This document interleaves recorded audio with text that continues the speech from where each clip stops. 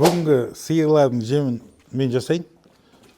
Сиырларға айтамыз. Бүгінгі шеф Жеңіс аға. Бізде бұл жердің жем қора өздеріңіз білетіндей. Мынау не қосып қойғаны? Туған сиырларға арпа бар, шрот бар, жымық бар, кебек бар, кукуруз бар. Сиыр күніне 30 литр сүт береді, мысалы. 25-30 литр сүт береді. Ол үшін оған керек витаминдерін бермесек, ол сиыр бізге сүт бермейді. Сол үшін біз рационда істеп үйрену керек екенбіз. Енді үйреніп келе жатырмыз біз өзіміз. Неге екенін басына түсінбедік. Кейін түсіндік и нәтижесін көріп жатырмыз, Аллаға шүкір. Бүгінгі сиырлардың жемін мен жасайын. Сиырларға айтамыз. Бүгінгі шеф Жеңіс аға. Не салдық қазір кім? Арпа салдық, я? Мынау арпа. Арпаны сен өзің дробить еттің ба? Өзіміз дробить еттік арпаны. Бисмилла деп араластырамыз, я, бұлай, я?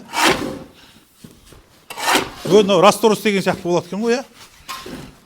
Түріне қарасаң ше, бүйтіп істеген кезде ше, тем более оразан кезінде ше, өзің жеп қойғың келіп тұр ғой, мынаны ше.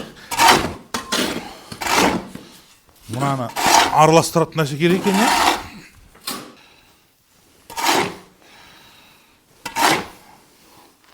Қатты ашып тұруды үйренген жігіттер.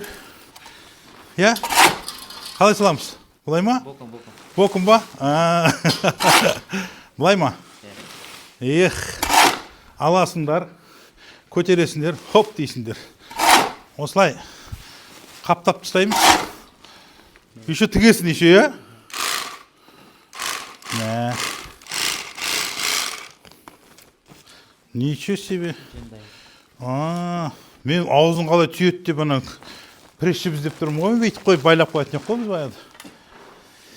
Жалпы рацион деген ешқандай қиын дүние емес. Бұлай араластыру керек, дұрыс нәрсесін салу керек. Біздің тілде айтқанда диета.